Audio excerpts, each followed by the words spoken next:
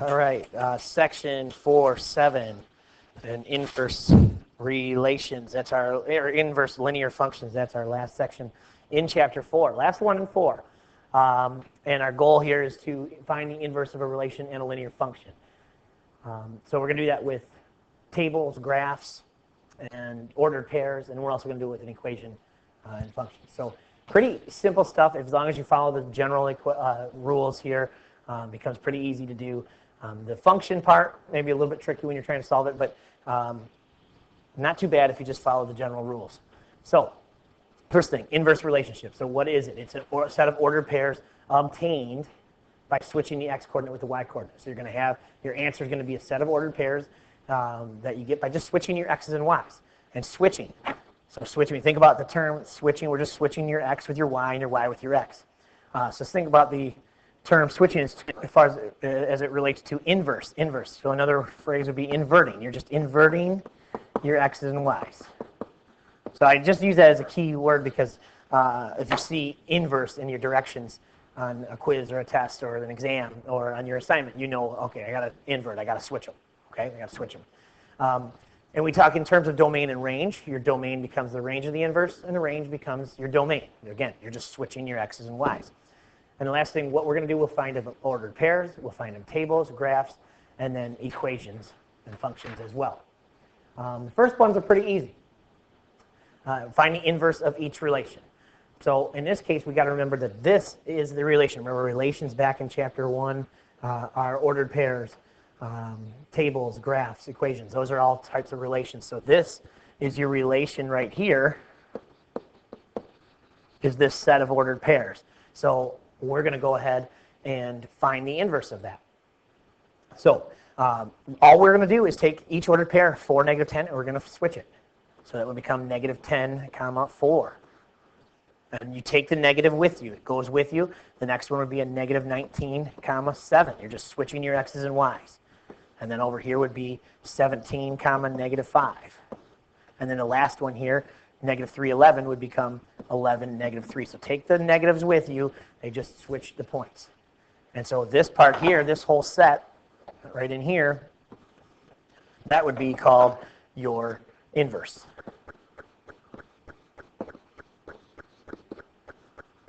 Okay? The second example, part B here. So we've got our relation now is, the table. That's the table. So now we're just going to, and we've got x, y values in the table. So our ordered pairs are already set up for us. X, y, so we're already set up at negative 4, 13, negative 1, negative 8.5, and so on and so forth. So all we're going to do is switch those values and put them in an ordered pair. So our first one then is going to be negative 13, negative 4. And our second one is going to be negative 8.5, comma, negative 1. Our third pair then would be 0.5, comma 5. And our last one here would be 6.5 and 9. So not too bad with tables and ordered pairs. Moving on, let's look at the graph. So the easiest way to graph the inverse of relations is we're going to graph it. So eventually we will graph this one. But to do that, we got to find the inverse, and so we need points. So the easiest thing we can do is let's just set up our relation here with an XY table. And let's just find points that work for us on this graph. So if I just look at a few of them here, I'm going to put it in red just so we can see them. There's this point here. We'll use these 4 points right in a row here. And so if I go in that order from left to right here, the first one was negative 2, negative 1. Then the next point up would be negative 1, 0. And then I'd be at 0, 1. And my last point I put on there is 1, 2. 4 is probably good. You know, you can probably get away with 4 points here just to give us a good idea of what we're doing. When we graph the inverse, you'll have 4 points as well. So for the inverse, basically, I'm going to take those points and invert them and switch them. So my inverse here of negative 2, negative 1 basically becomes negative 1, comma negative 2. my inverse here of negative 1, 0 becomes 0, negative 1. And then 0, 1. You guys could probably fill these out now. 1, 0. You get the idea. And then 1, 2 becomes 2, comma 1. Okay? So now we're going to use that graph, and we're going to actually graph them. We're going to graph them on this line. So we're going to use these points and graph our new relation. So the point negative 1, negative 2, if we go on here, negative 1 down 2 would be right there. 0, negative 1, 0, negative 1 right here. 1, 0 right here. And then 2, comma 1 would be right here. And when we graph that line, I mean, I know it shows up that way. This is not going to happen every time. This just happens to be parallel through here. That would be our graph. I know it's parallel. It's not going to happen every time. This is just by chance that worked out. But graphing it, you just take our new points and put them on the graph. It's not always going to be parallel, but in this case, it does work out that way. All right, let's skip B because it's basically the same thing. Just find your ordered pairs and your graph. Invert them, switch them, and get your new ordered pairs, and then regraph it. All right, next, finding the inverse of a function. Or another word for function is equation. So that satisfies what we're trying to do with our objective today. So the first thing is, in our step-by-step process here, is first thing we want to do is to replace the f of x with a y. That's not a bad thing. It's not a bad, it's not difficult. We know that function notation, they start with f of x. We're just going to change it to a y. Then we're going to flip-flop your variables x and y. So let's just go ahead and kind of throw an example and take it step by step here. If we had the f of x equals x plus 3. Okay, we'll do that one. All right. So our first step says replace the f of x with a y. So I'm just going to take this f of x and turn it into a y instead. So it's going to be y equals x plus 3. Simple as that. Okay, now the next step says flip-flop the variables x and y. So it's just like we did with those ordered pairs, you're just flipping them. So now all I'm going to do is I'm just going to rewrite. I'm just going to flip-flop these here and just replace them with the other one. So my y becomes x, and my x becomes y. So now it's x equals y plus 3. X equals y plus 3. So those are the first two steps. The next step says solve for the new y. So I brought the y in here. Now I'm going to solve for it. So again, the good reason why we did this back in 2.8, solving for different variables, because now we're going to solve for y. So, sorry. Here I'm going to go ahead and subtract 3 from both sides because that's what I want to do to solve for it. And on the left side now, I'm left with an x minus 3. And over here, we know these 3's cancel out. So I'm left with x minus 3 equals y. And I've solved for my new y. So now I want to take this y and I want to rewrite it. And the last step here would be to replace the y with f negative 1 of x. So all I'm doing here is I'm going to take this y, and I could rewrite it from left to right. You could keep it in this way, x minus y equals 3. It's just a little bit awkward looking. So then I'm just going to take this y back, and I'm just going to rearrange it into f of 1, negative 1 of x equals x minus 3. And that would be my final answer. So all I'm doing now is I just took my function f of x and inverted it and switched it, and I have my inverse function here. And that's what that means, is f negative 1 of x. That basically means, this, how we would write that would say f inverse of x.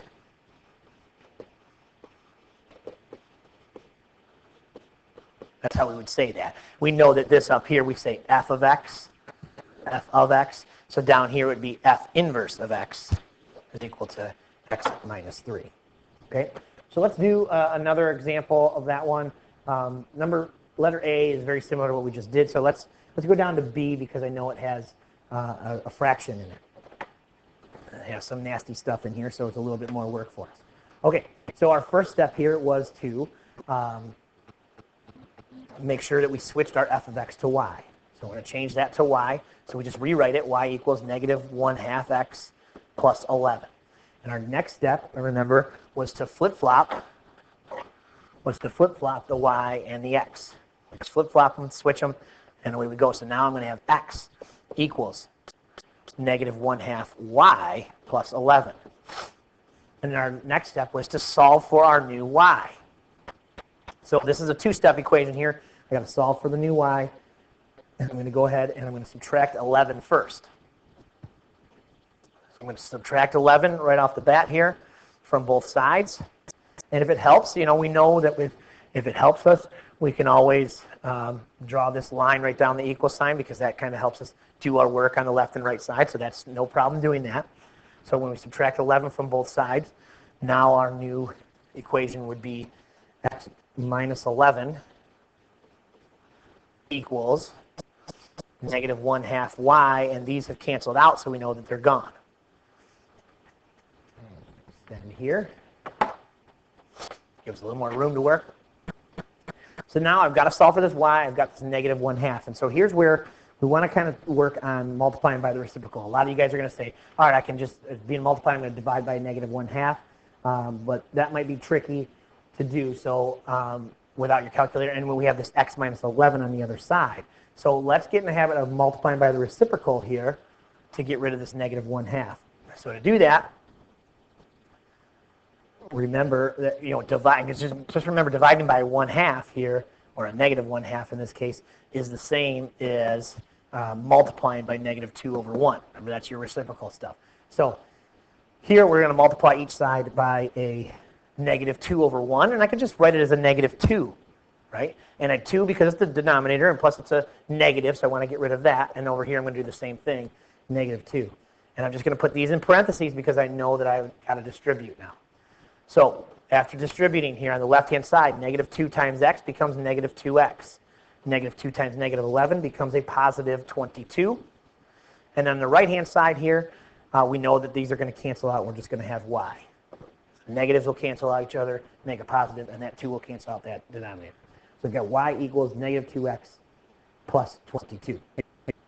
And remember, you can do that all and you can leave it in this direction here. But it just kind of looks awkward, so we want to flip it around and put the y to the left.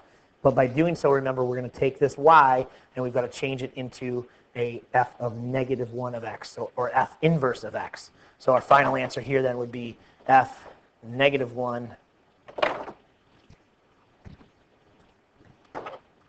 of x equals negative 2x plus 22. And that would be our inverse function of x. That's the inverse there. Okay? So easy does it. And I know there's some work, you guys will figure out that you can skip some steps here. When you change this f of x up here to y, you could probably do it and switch the x and y both at the same time and jump right down to this step. Just be careful. As long as you're good at it, I'm okay with it. Okay? And so that's it, basically. We've got our lesson summary, I think. That's about it. Let's go back to the lesson summary. Here it is. In your own words, how do you find the inverse of a set of ordered pairs or a table? So that back to those first two examples, pretty easy. In your own words, how do you do that? How do you find the inverse? And then here, we want you to actually find the inverse of f of x equals x minus 5/6. So we've got some work to do there. Switch your f of x to a y, then swap your x and y's and solve for y. Put it back in inverse function notation. And that's it.